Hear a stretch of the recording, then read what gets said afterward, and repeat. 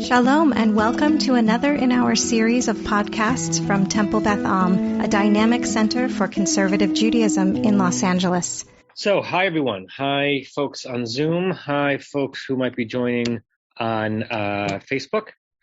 And hello to those who might be listening to this on Temple Beth Am's podcast. This is the fourth, for now, in a series on the Hakdama, the introduction, by Rav Kook, the great first chief Ashkenazi Rabbi of pre-state Palestine, to his own book called Shabbat Ha'aretz, his treatise on the laws of Shemitah.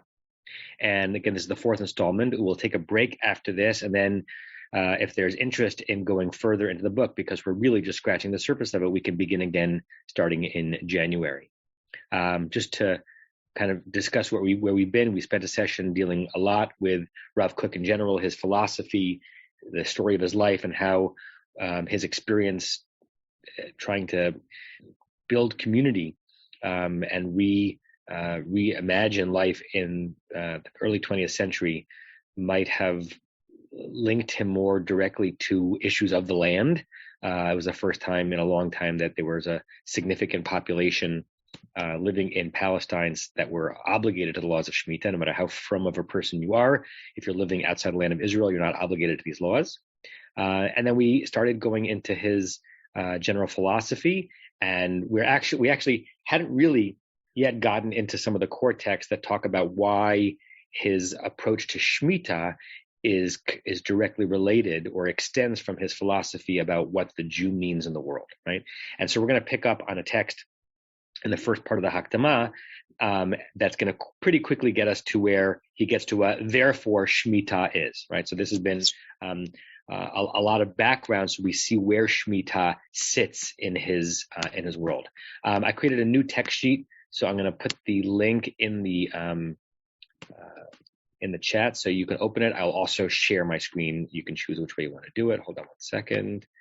Okay, so in the chat is the link to the Google Doc, and I will now share my screen so you could just look at the screen. You don't have to open up a new window if you don't want to, but that way you have it.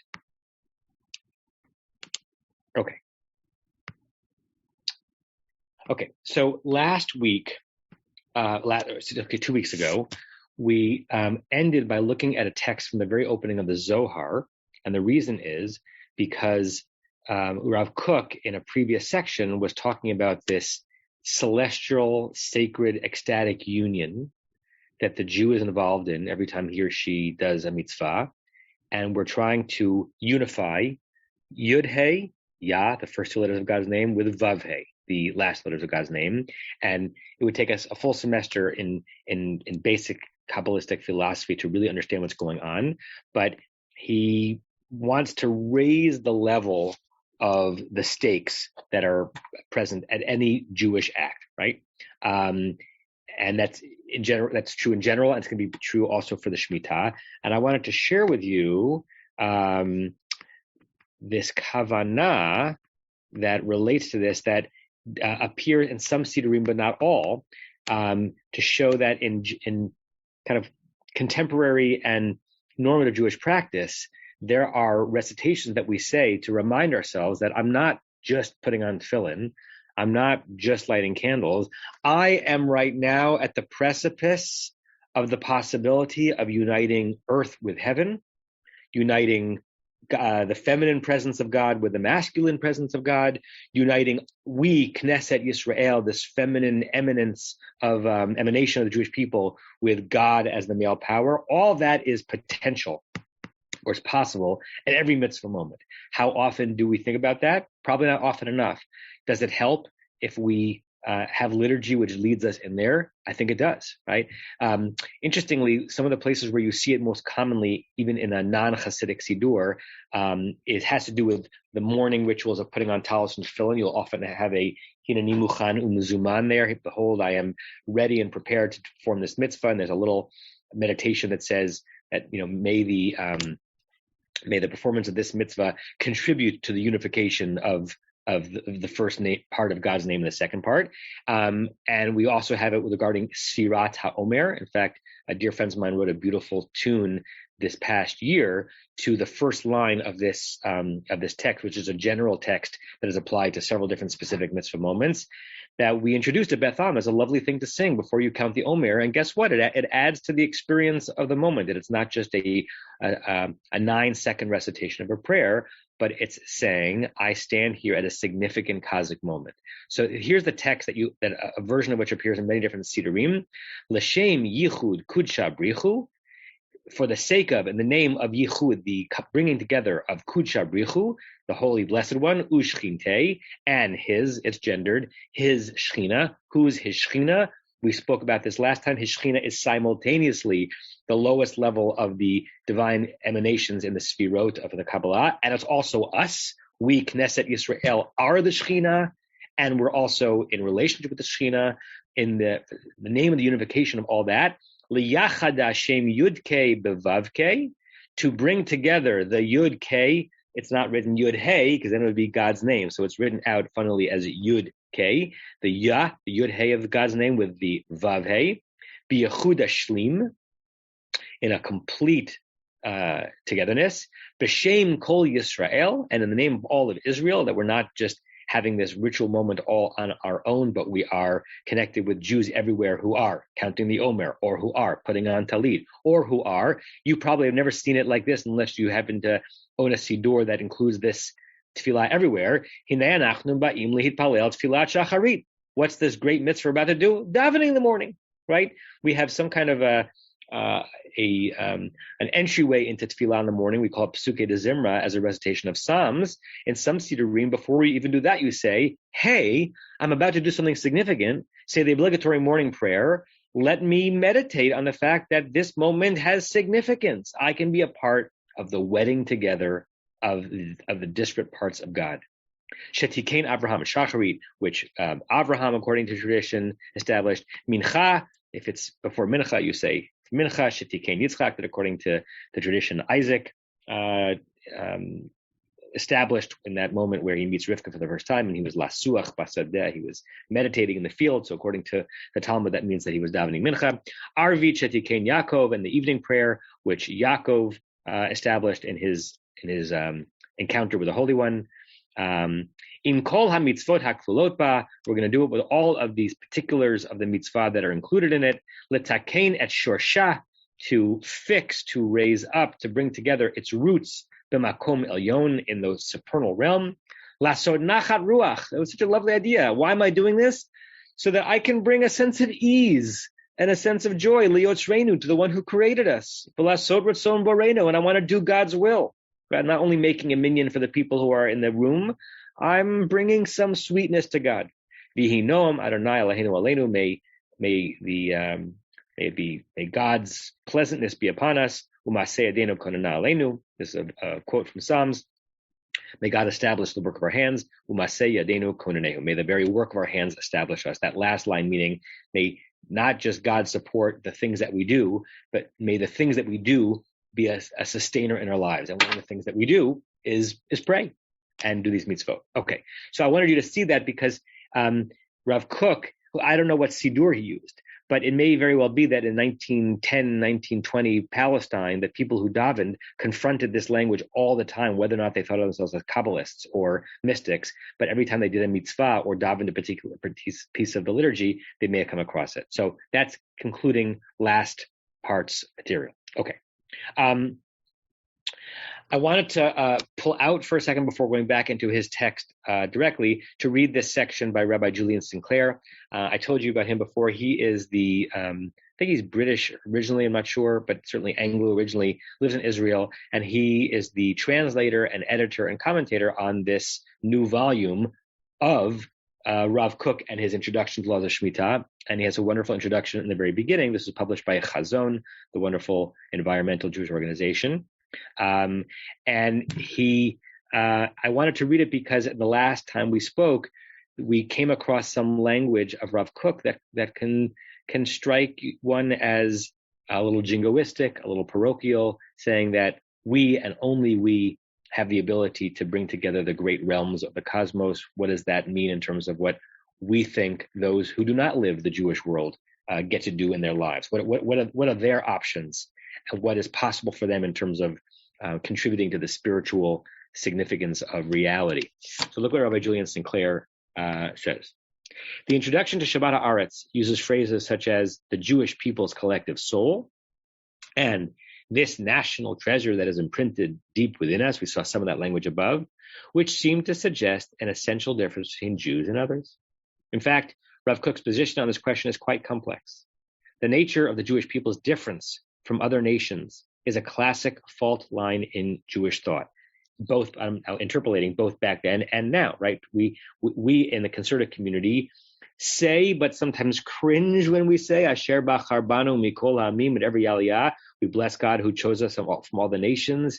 It pushes us to ask the question about whether or not we really believe that.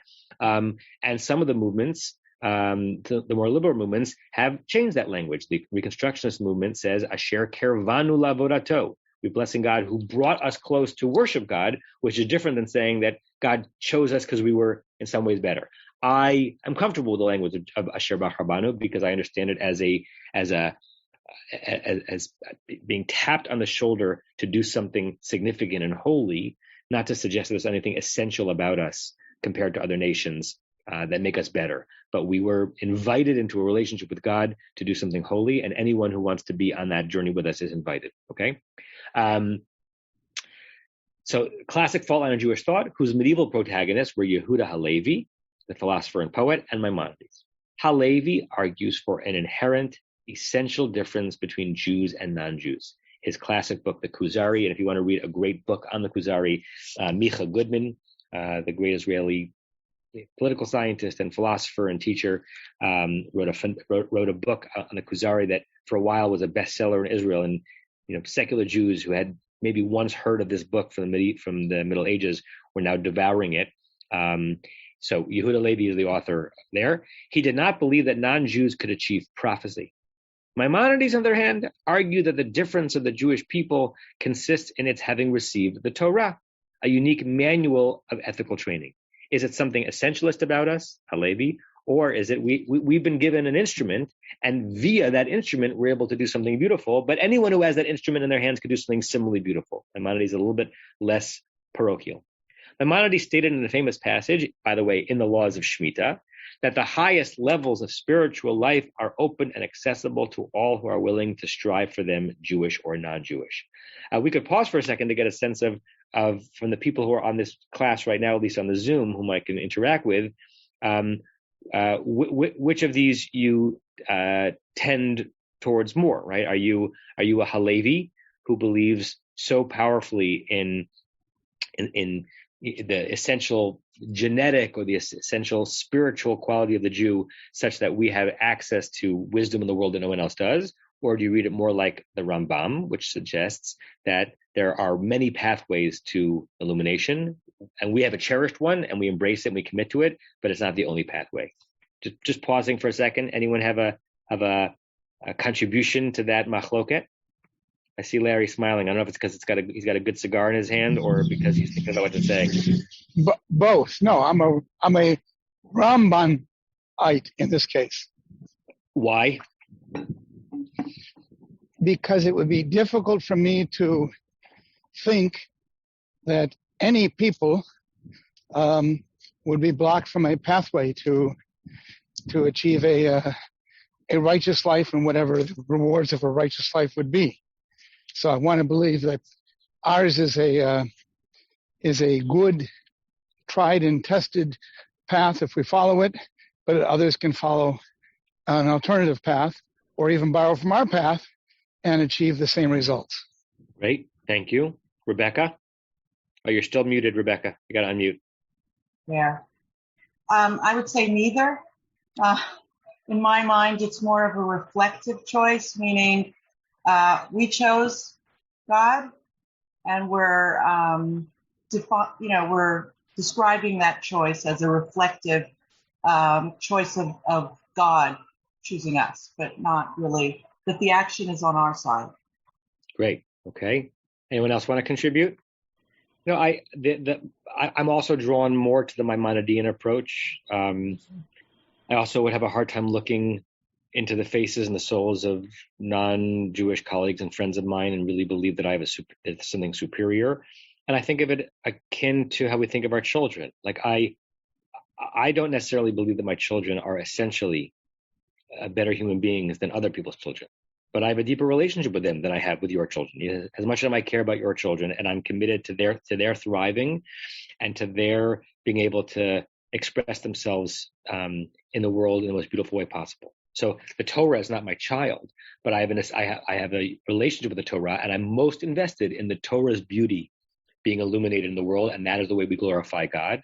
But not because I'm necessarily convinced that the Torah or the people to whom the Torah were given have a quality that is inaccessible to others. Right? But this has never been resolved in the history of the Jewish people, and Rav Kook placed himself a little bit in both camps, is what Julianne Sinclair is saying.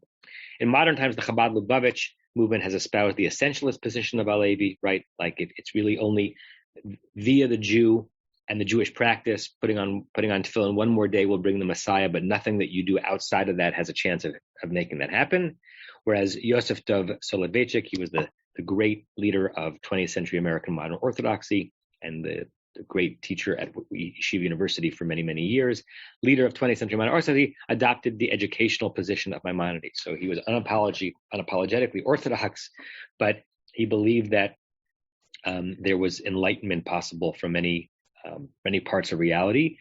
The Jew's responsibility was to commit as deeply as possible to the Jewish path, and in that way bring the glory of God to humanity, but not in a way that disparages others. Okay, so the reason why that's interesting is because we're going to now apply some of that to our responsibility to the land, because the land, there's nothing more simultaneously universal and particularistic than land, right? Why is it universal? Because it's the earth, and our story has God, creating not the land of Israel. Our story has God creating all of the earth, right? And so we have a responsibility to tend to all of the earth.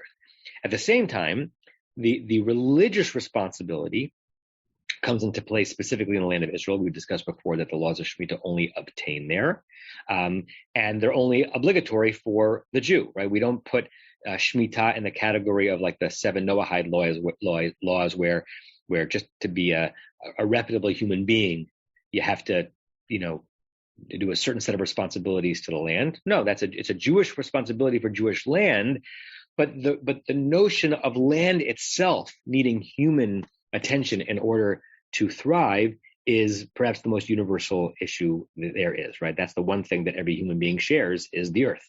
That's something that we're still arguing out in the year 2021, right? The extent to which, I in Los Angeles and someone in Bangladesh and someone in South Korea has to make decisions on a day-to-day and week-to-week and month-to-month basis to make sure that the entire earth will be sustainable and inhabitable in decades to come, right? That there's nothing more universal than that. But how I do it is very specific to my particular place in the world. Okay, so with that, let's jump into the next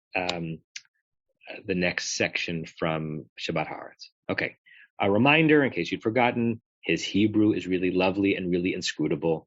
Kudos to Julian Sinclair's translation. I've done a little bit of adapting of the translation when I thought it would just be clearer, but I'm also still going to try to translate phrase by phrase. And I give myself like a preemptive B- in how will I do it, because it's just really hard to figure out long sentences with parenthetical clauses that are not clear where it ends.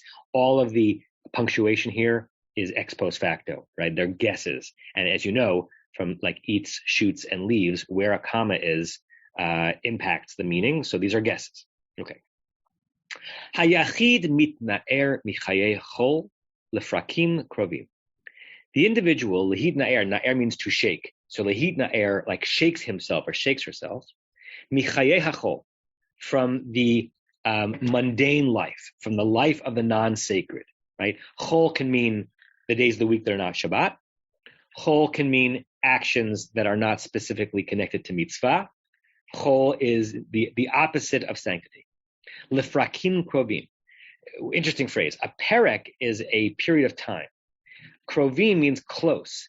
Is he saying that it happens occasionally? Is he saying that it happens frequently? Is he saying that it happens by itself or one ought to. We don't know.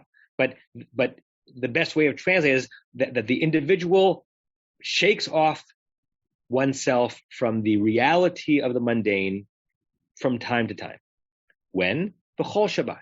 Every Shabbat is an opportunity to elevate yourself from chol. Chol is not bad. I want to make that very clear. Like tuma and tara, sometimes people misunderstand tuma and tara because we translate it into imperfect English as purity and impurity. If you're comparing purity to impurity, then purity is good, impurity is bad.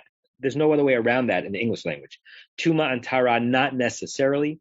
It may just be representing stages and essences in the world.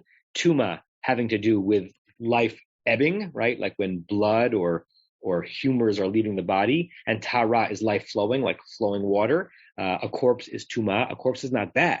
We don't want to die, but a corpse just is. A corpse is part of what it means to live in a world of life and death. So they are polar opposites, but they're not necessarily value informed polar opposites. Same thing with chol and kodesh, right? There's a long argument in the Talmud about whether or not in the Messianic era we're going to forego chol and just live in constant Shabbat. On the one hand, right, the religious Jew would say, what could be a greater machaya than that? Shabbos davening every day, chillent, whiskey, and rest, and isn't that what we want to be aiming for?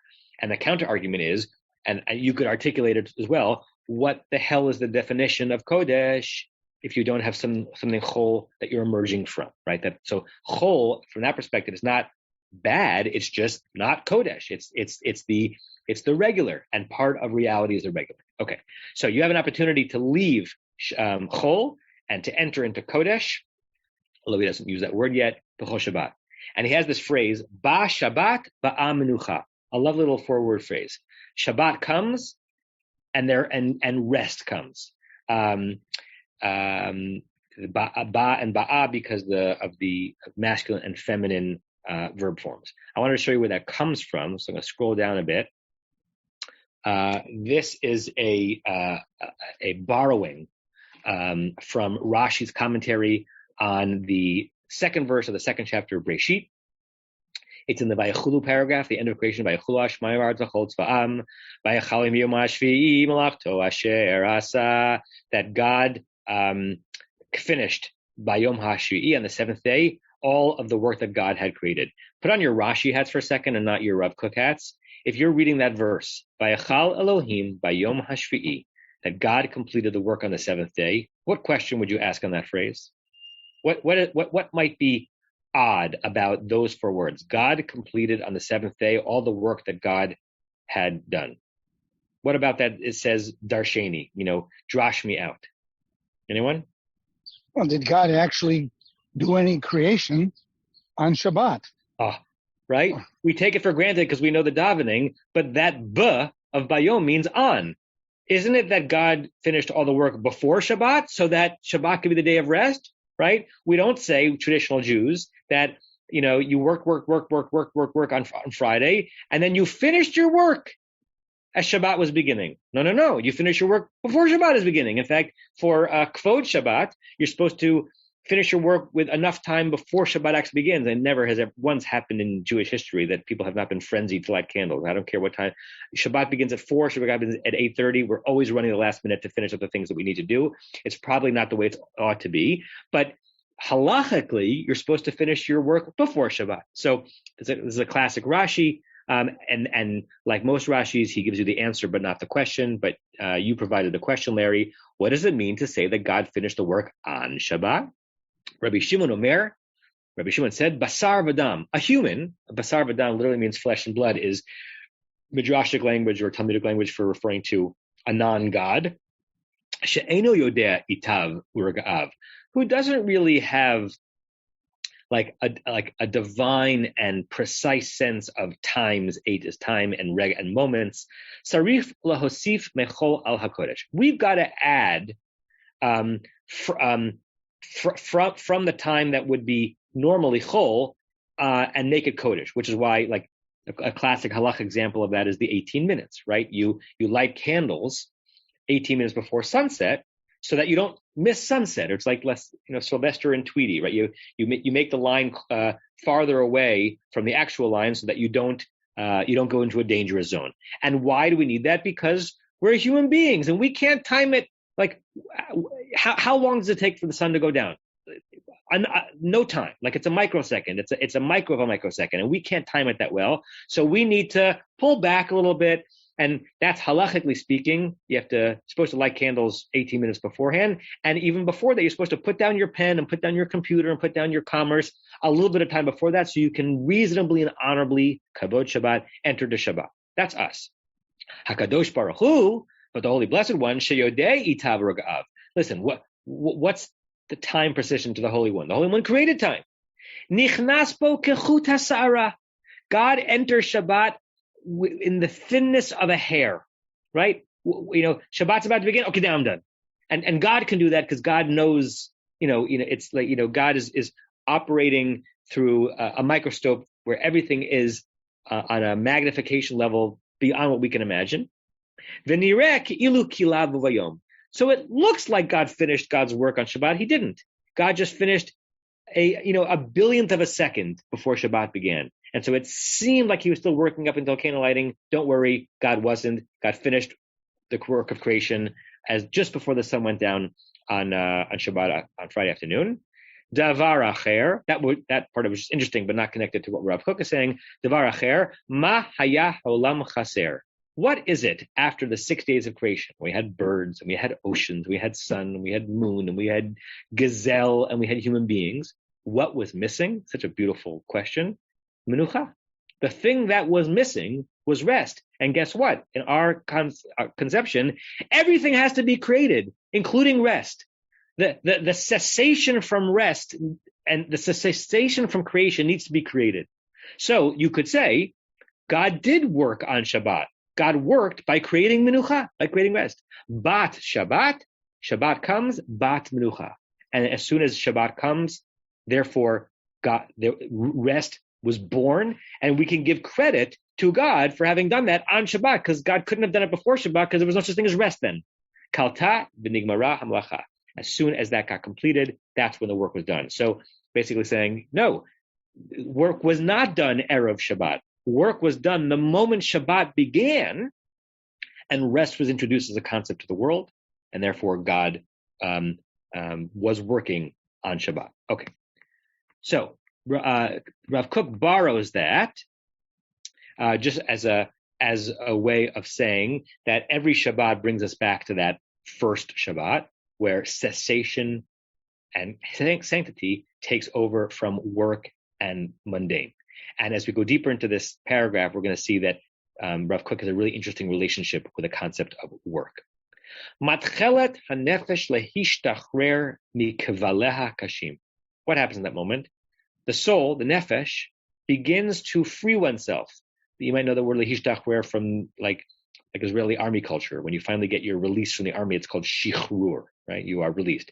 So to free oneself, mikvaleha, from these cables, you get that same, it's got a notice, something that someone's gone missing, like an Amber Alert or something. From these hard cables, hard chains that hold us down. Bayom, and I quotes from Isaiah, Bayom haniach hanai lecha me'otzvecha, on that day that God releases you from your pain, from your etzeb, umeirogzecha, and from your anger and tumult, umin avodah kashan, from the hard work, asher ubadbach, that has been worn you down. And in that moment, umevakeshet hila, az nitivot ayuno. What happens to the nefesh in that moment when we leave the work week? It requests, it seeks upper pathways, right? We want to depart from this world and enter into upper pathways. How often do you experience this way? We don't have to all confess here. But the idea is that when the candles are lit and the house is ready for Shabbat, and we're on the way to shul, we've departed the earth and we are walking the pathways of Shem, somewhere up in the supernal realm. Chafatzim ruchaniim. We are dealing with, and this is a wonderful turn of phrase, because a chafetz is an object.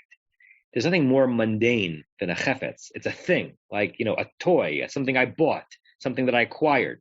But there are also chafatzim ruchaniim, spiritual things. I'm not sure what he's actually referring to there. Is it a sidur? Is it actually like a tangible thing that has a spiritual component to it, or is he just borrowing the word chafetz to refer to like a thing which is not a thing, but a concept, a realm that you want to surround yourself in? Kafi teva mikora, which is according to your core natural source. You think that you're departing from your natural way by entering into a realm of cessation on Shabbat, but according to Rav Kook, you're actually returning to your core natural source, which is to want to be in an upper realm and to want to be at rest. Then he quotes from one of the Psalms from Kabbalat Shabbat, Tov Ladot Adonai L'Zamer Shemcha Elyon. It is good to acknowledge God and to praise God's name in the heavens. Lahagid ba'boker chastecha, to speak of God's chesed in the morning, ve'munatcha ba'leilot, and God's faithfulness at night. Alei asor, on a 10-string harp. Ba'alei navel, alei higeyon bechinor. Not sure exactly why he's using that verse there, unless he's just kind of stringing together little snippets of things that he imagines his readers will delight at hearing. Oh, that's that great Rashi from the beginning of Breshit that talks about the birth of Menucha. I'm in a paragraph about Shabbat, so I'm hearing the tune in my head of Tov L'Hodot Adonai while he puts it in there. I don't see it as a specific proof text to anything. Okay, and then he says Beini uvein bnei Yisrael tilam from Bishamru, that this is a covenant between me and between the Jewish people. Now back to his language, he's no longer quoting. Yom Kadosh, it's a day set apart. Asher bo titgaleh netiyat ha'umah, through which the tendency of the nation will be revealed. Remember, this is why we talked about his notion of where he's planted on a Yehuda Halevi versus Maimonidean approach.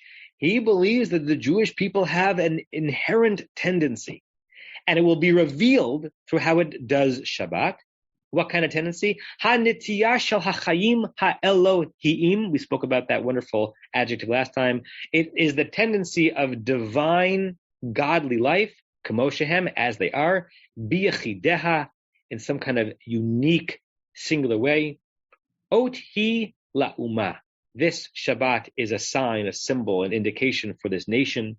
Remember that in Hebrew, Aleph Mem, Hey, and Ayin Mem can both refer to a nation. Aim is mother, but with an aleph is nation, and am with an ayin is also a nation.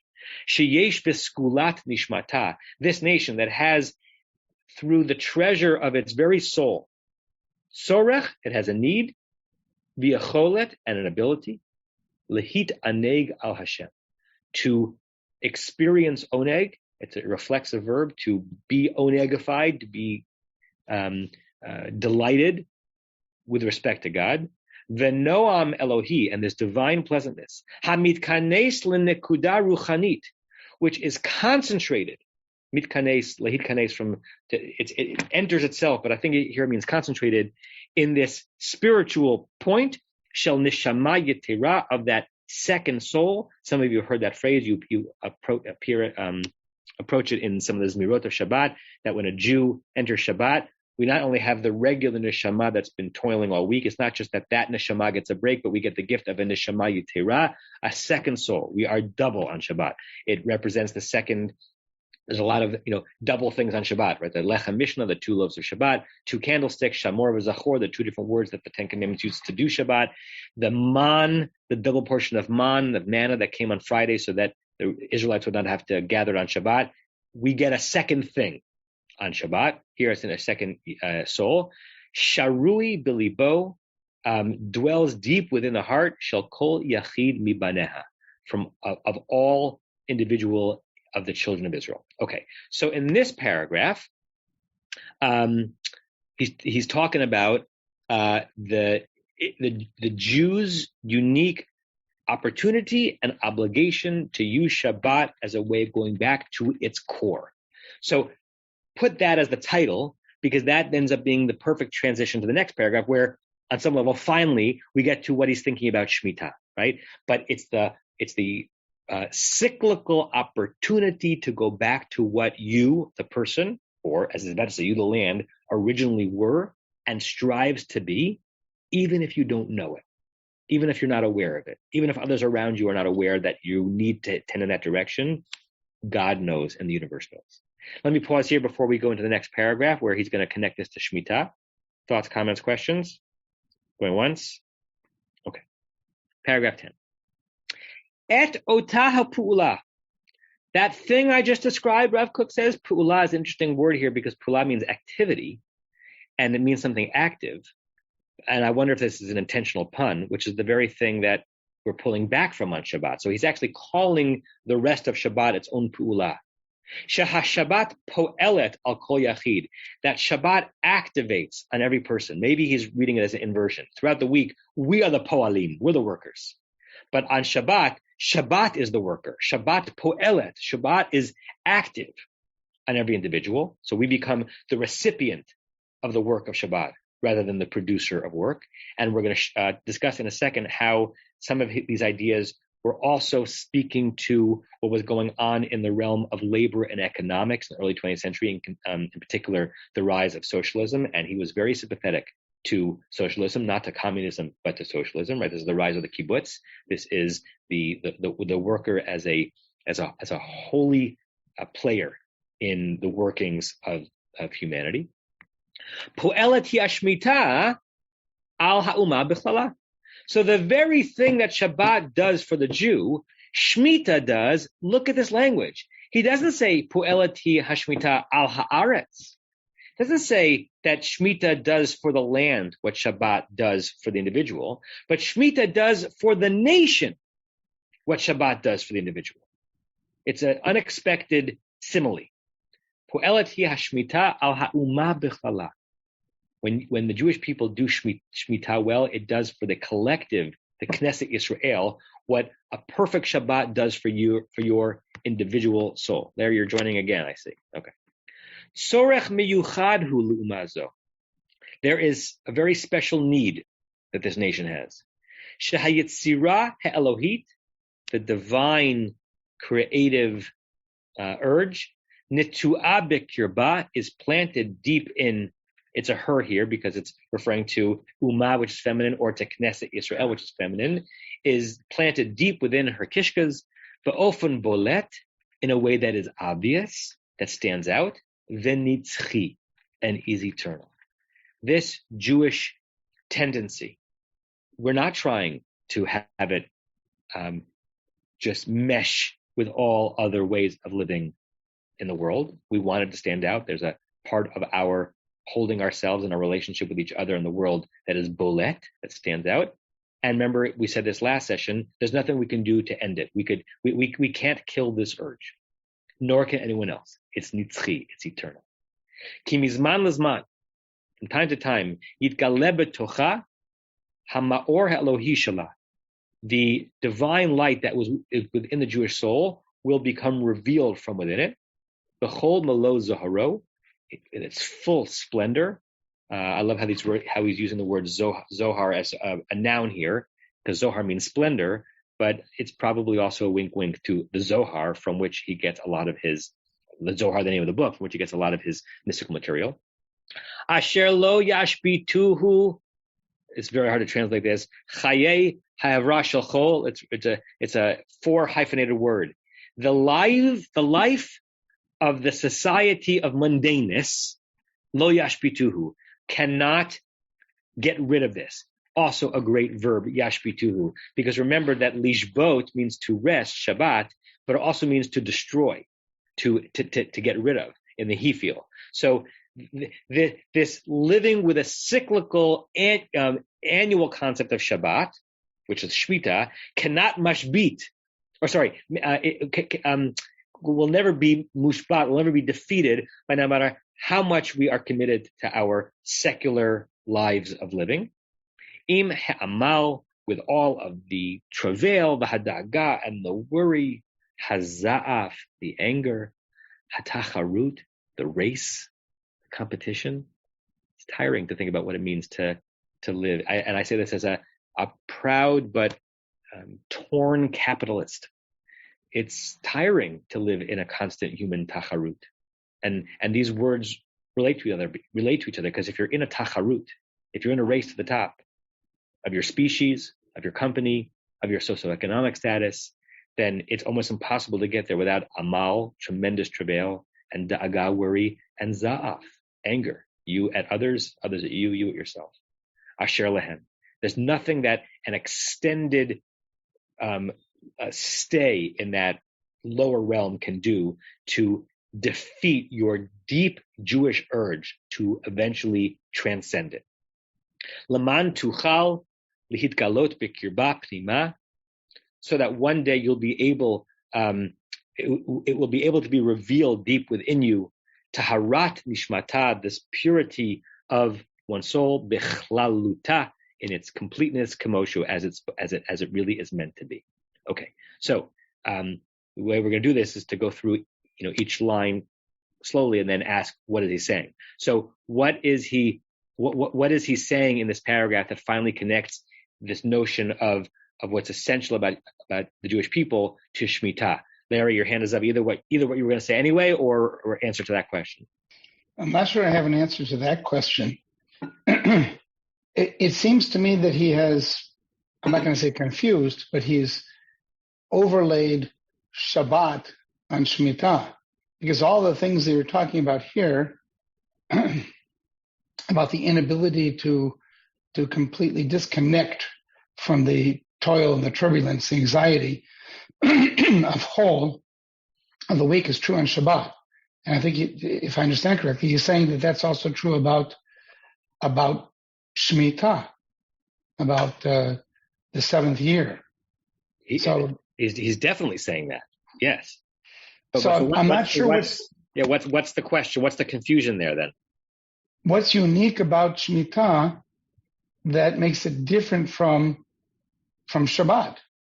How is it that Shemitah is going to help us to make a complete break or disconnect from all the stresses of the world? I mean, I can see it if we're talking specifically about an agrarian society, because in an agrarian society, especially animal husbandry in particular, you never can be disconnected.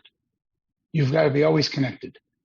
And if you're working on the land, maybe you say the same thing's true, and that if you follow the rules of the Shemitah completely, you have this absolute disconnect that you can't even accomplish on Shabbat. But I'm not sure. While I'm thinking about that, I just put into the chat again the text sheet, because I'm sharing it, but in case people want to have access to it afterwards, they can. I think I understand your question. So if I understand your question, I'll hazard an answer, and then we'll see what Sean has to say. I think he's saying that while all of the Jewish people observe Shabbat at the same time, or in time zones it changes, but what Shabbat is meant to do is something special for each individual Jewish soul that's experiencing it, that finally gives that soul an opportunity to revert to what it was, which is to be communing with the divine in a supernal realm. And that's what we're aiming to achieve every Shabbat. And that, yes, collectively, that does, if all the Jewish people are doing it, then all the Jewish people will experience it, but its primary influence is on the individual Jew. He's going to make the argument that somehow, he hasn't finished the argument, but he's going to make the argument that somehow the Jewish people as a collective doing Shemitah well will actually do that on a collective level. It actually is the mitzvah which most closely boomerangs Knesset Yisrael back to its initial state, which is to understand the beautiful harmony that exists between the earth and the heavens, between this world and that world, and allows that harmonic relationship to continue. And you don't have to split it the way he has. You could say, well, every individual observant of Shemitah helps that individual feel that connection more strongly, just like every individual person observing Shabbat helps. But he's somehow making the argument that because it's connected to the land, and the land is a grand thing, that all of the Jewish people have the opportunity and obligation to let that deep part of the Jewish soul express itself if Shemitah is taken seriously. And by extension, if not, we've lost that. Now, we haven't lost it forever. It's nitzchi, it's eternal. It's a swing and a miss, right? So the Jewish people forgot to do Shemitah this year. Okay, the earth might be damaged as a result, and we will have lost an opportunity to express that part of our spiritual realities. Oh, but we have another chance 7 years from now. In the same way that if you don't observe this Shabbat, okay, next Shabbat is waiting for you. Sean. Thanks. It's really interesting the move he's making here in that he's at one time collapsing the distinctions he's making between humans and the land, but also relocating or shifting human qualities onto the land. So, he spent these paragraphs building up and talking about the innate holiness or the hidden holiness of a human being. And then he gets very specific with his, list of nouns, they're toil, anxiety, anger, competition. And then he makes this rhetorical shift here to talking about the land. And I'm not quite sure what the linkage is or how can the land itself, it feels like a very passive entity that, the land doesn't have anxiety or anger or competition. It's something that we place on the land. So we're externalizing these aspects, and then, the land is in essence personifying all of that. Yeah, I don't have a great answer to that, but I think it's a good, if not critique, it's a good read of a piece of this that is not fully yet fleshed out. And remember, we're doing this very slowly, which means that we're assessing the argument, that he's trying to make in step 2 of a 20-step process. But right. Yes, he at this point in what we've read, he's not given us any indication as to why it is the case that Shemitah and a focus on the land has this kind of grand impact on the soul of the Jewish people. He's just saying that it does, but he hasn't proved it in any way. Yeah. Rebecca and then Bonnie. I wanted to add to that during the Shmat Shemitah, there are a few other things that happen, which is the Shemitah Chovot and some other more social release of stress and anxiety that might have that effect on a society. The fact that every 7 years, certain stress is relieved, certain pressure is relieved in some way, is similar to the Shabbat, but on a more social scale.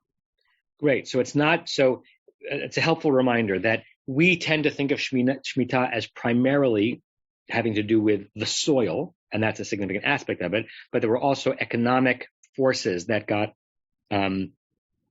released or they were depressurized when Shemitah came, more so at Yovel on the year of the 50, after 7 Shemitah cycles, where land actually reverted back to what it had been. But forgiveness of debts. Listen, if you read the double Parshat Bahar B'chukotai, you basically have the recipe for a society of no poverty and no wealth, right? You can't have no poverty without no wealth, and no dispossession from the land. You have the basic blueprint for a healthy kibbutz, and you have the idea that some of what we are all prisoners of, sometimes we're happy prisoners, but prisoners of this intense, financially overwhelming society that we're living through. There's a recipe that is free from some of that, and that's what animates a lot of the economic theory that is prevalent at this time. And if we have time today, we'll read a little bit about what he thought about the emergence of socialism and its political representation in communism. Parts of it you can imagine he was very drawn by, and parts of it that he thought actually would be taken advantage of by people who were less scrupulous and turned into its own prison. Bonnie? Yes, let's see if I can articulate my thoughts. I agree with Rebecca about the social aspect, but I also think that certainly given today and the state of the earth, of our globe, of our place that we live, you can see that in using every week a Shabbat that helps us to rest and to go on and do what we need to do the rest of the time, to have our social lives and things like that, that the earth too, and yes, the earth may not have the stress in the way we do, but it is stressed. And there are aspects of water and land and trees and plants that need to have the same kind of rest as human beings. Great. Stressed, fatigued, right? I mean, we can really use that language well now. And I don't know the extent to which early 20th century ecologists and experts on the land were aware of what might be about to be happening to the earth and its climate and its environment. But we can all these words above of where was it?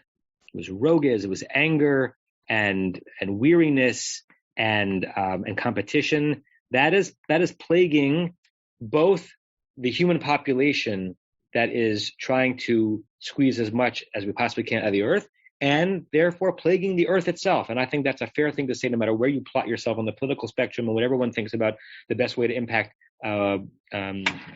concerns on a climate level. The earth is weary and running out of resources, and it's as a result, at least partially, of natural, beautiful human development and the Industrial Revolution, and partly as a result of our constantly being on a race to be at the top, right? And it makes a lot of anthropological sense, but it's not necessarily good for us or the planet. Sean, is your hand up again or still? Okay.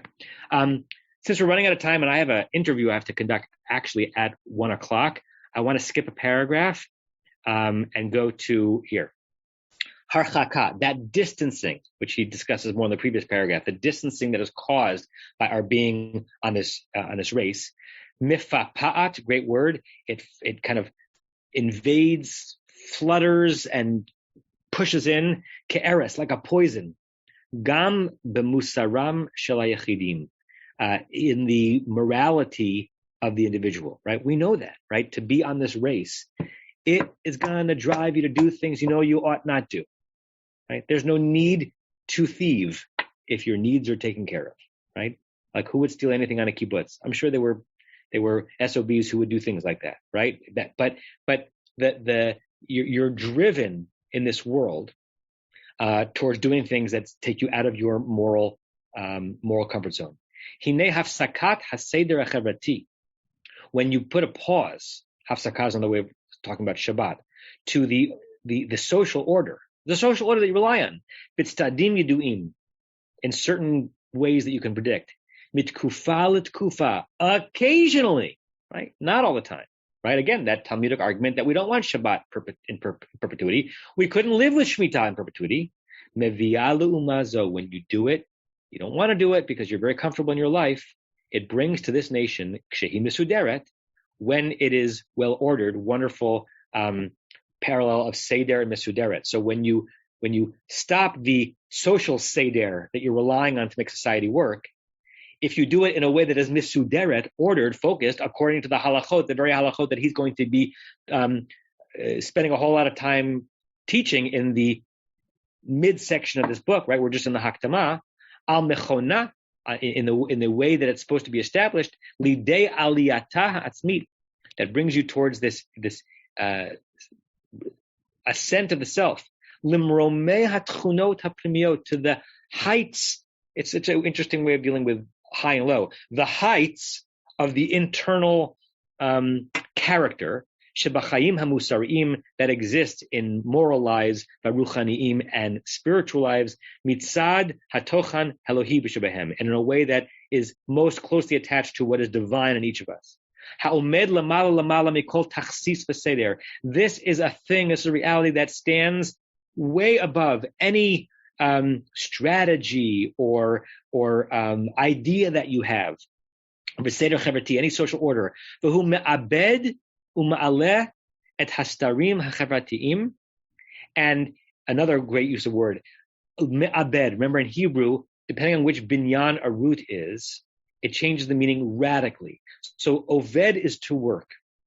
Le'abed, same root in the PL, means to process, and process can mean to process something such that it's far from its core. It can also mean a very significant thing, which is a process that has to happen, that this release, this retreat, which is a retreat from avodah, me'abed, it processes uma'aleh and elevates et hastarim ha'chavratiyim, the social order, v'noten lehem et shleimutam, and brings them to their completion.